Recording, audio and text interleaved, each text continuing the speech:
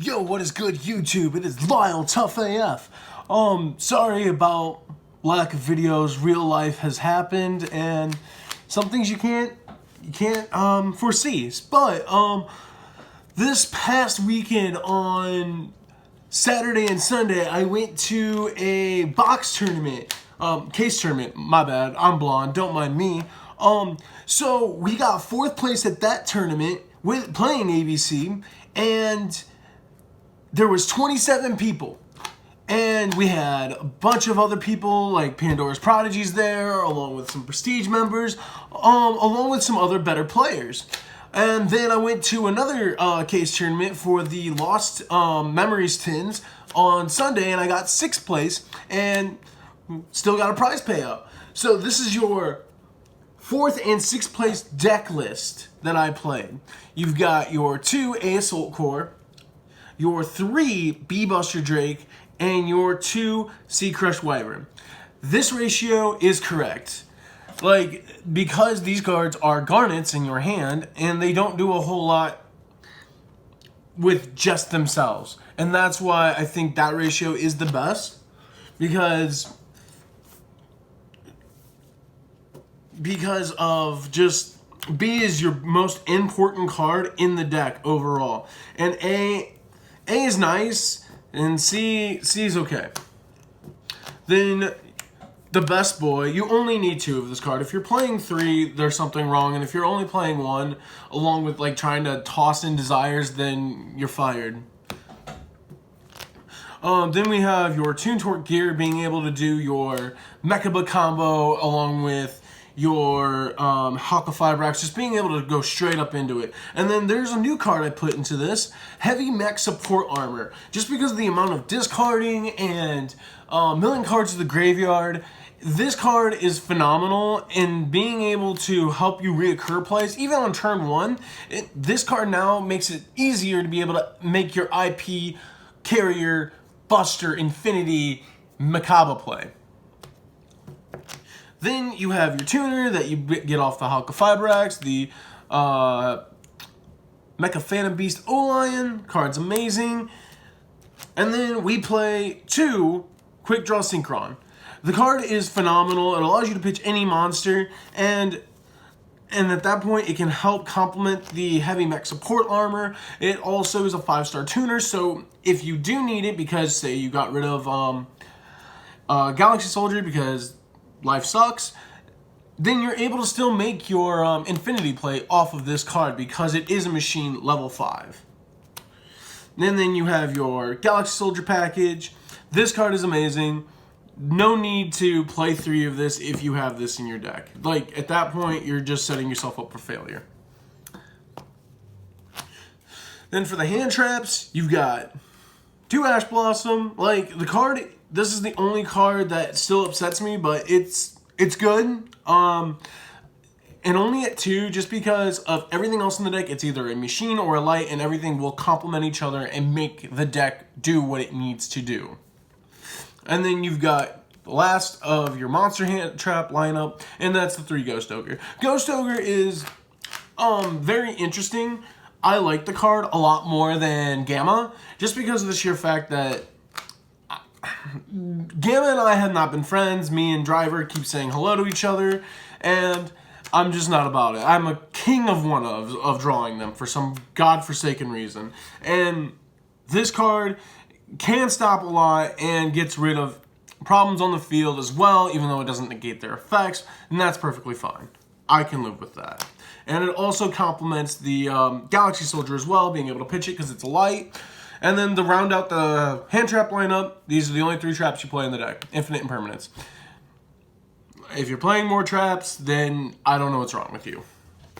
Now into the spells, 3 hanger, 4 hanger, 5 hanger, and then the mine. Sadly, you need to play a decent field spell to be able to out your opponent, and then also if you do the set rotation turn 1, you're able to go ahead and use Buster, banish the card that you gave them, this one. It does relieve another card out of your hand, which is fine, because if you do this combo with hanger, it is a 1-card combo, and you will end with 4 cards in your hand, and at that point, having only 3 left is perfectly fine. And with the IP play, you're left with 3 cards left in your hand, just because of the sheer fact of having to get that other monster out and about. And then here's more hanger. This card is gas. It allows you to be protected from so many different things. And the cool thing about the card is Halqifibrax is a machine monster. So they go in permanents. Boom, you equip the C. They try to do any other funny business. Valor, you equipped an A. And you're not summoning A or C really at all unless it's needed. But these cards will help facilitate you going through that because there's no spells during your turn for your opponent. Like they're very first. They have no cards. If they have a spell, I guess you suck. And then Popper Up. This card is amazing. It can help you play through Nibiru, being able to create a somewhat subpar board, but you're able to still continue and draw new cards. You can draw into hand traps or whatever else is needed for you to be able to continue the game and play. And then the last card is the Tuning. The Tuning that mills a card to the graveyard, and it can complement the Heavy Mech Support Armor to be able to go further with your plays and everything else. And it's bonkers. Now for the extra deck, you got the Flame Swordsman right here, along with 2 of your amazing Link Cross tokens, and then your Mecha Phantom Beast token. And we play 2 Link Cross. If you watch the combo video, you'll be able to see why we play the 2. I'm still trying to figure out how to make it down to 1 and being able to still go into the carrier play. That is the biggest issue I'm coming across, because if I could remove one of these, that would be phenomenal. Then you have your Crystal Halqifibrax, you got your Cross Sheep, you got the sexy IP Masquerena, and Secret just looks so good. And then to round out the last of the Link 2s, you got your Union Carrier. Just so you know, I know Link Cross is a Link 1. Then you got your 1 Link 3, the Nightmare Unicorn. Then you have this ugly Ultra Apollo of the Bow of the Goddess. Does what it needs to. It can help you against the Megalith matchup and stuff like that. Then into your Synchros, you've got the Martial Metal Marcher and the Muddy Mud Dragon. This boy needs a holo upgrade. I was so sad when he was announced in the OTS and he was just going to be a common. Like, come on. Then for your Xyz, you got the Daigusto Emerald. You do not need to play Magnet Reverse. You do not need to play a bunch of other bad cards that are not going to help you. This card gives you a draw. This card allows you to do other things along within your combo, and you're fine. You only need this.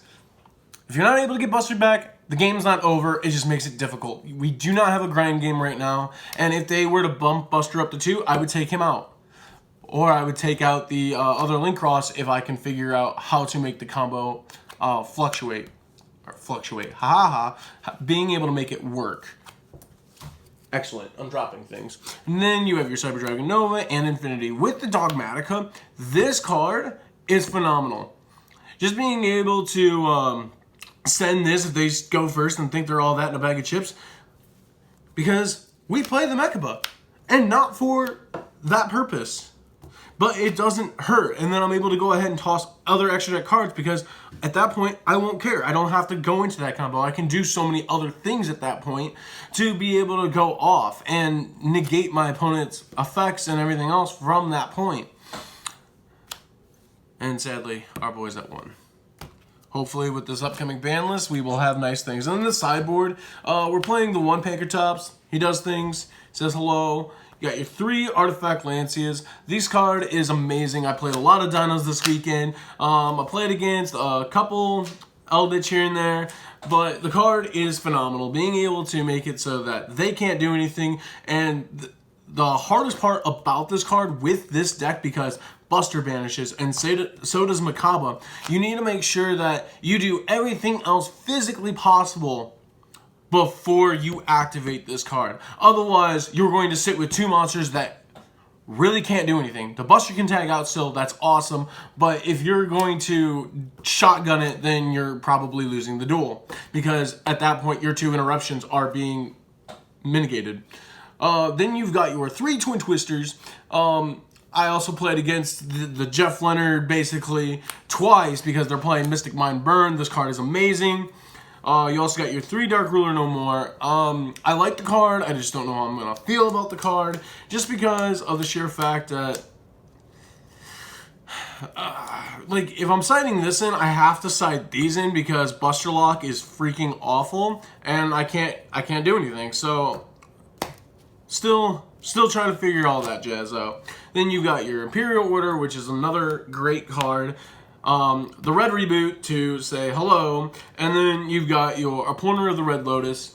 Card is phenomenal, allows you to see your opponent's hand, allows them to see your hand, but it doesn't really matter in that aspect just because in that scenario, most of the cards are going to be either discarded to the graveyard to be able to banish, get rid of, whatever you need to get rid of. 40 card main board, 15-15. This weekend I played against basically all meta except for like Scars Turbo or tier 2 decks. We played against multiple dinos, we played against multiple Dogmatica invoked, and it's really difficult, but you can out-resource them and start making it more difficult for them to start playing. Thank you all for watching, and stay tuned in.